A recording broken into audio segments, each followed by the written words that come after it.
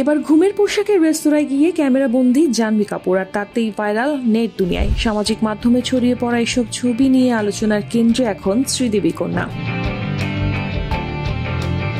সামাজিক মাধ্যমে ভাইরাল হওয়া ভিডিওতে দেখা যায় গাড়ি থেকে নামছেন জাহ্নবী কাপুর। তার পরনে ছিল নুডল স্ট্র্যাপের কালো পোশাক, যা দেখতে অনেকটা নাইটির মতো। হাঁটতে হাঁটতে বেশ কয়েকবার পোশাক নিচে টেনে নামানোর চেষ্টা করেন তিনি। বিষয়টি নেটিজেনদের চোখ এড়ায়নি। মন্তব্যের সমালোচনার ঝড় তোলেন তারা। কেউ লিখেন, এই পোশাক আমারও আছে, এটি পরে আমি ঘুমাই। আরেকজন বলেন, অস্বস্তি হলে এমন পোশাক পরেন কেন? কেউ কেউ তাকে সরাসরি অশ্লীল বলতেও দ্বিধা করেননি।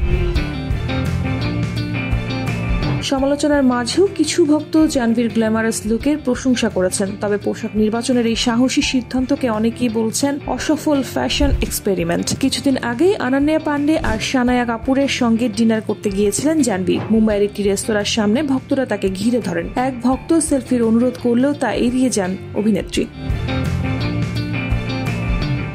জাহ্নবীর সেই আচরণও সমালোচনার জন্ম দেয়। অভিনয়ের নাম লেখানোর আগেই পাপ্পারাজিরা তাকে নানা কারণে খবরের শিরোনাম করেছেন। বলিউডে অভিষেক হওয়ার পর নিয়মিত আলোচনায় থাকেন জাহ্নবী। একের পর এক বিতর্কে পড়ে যেন ল্যামলাইটে আরো বেশি আটকে যাচ্ছেন এই তারকা কন্যা।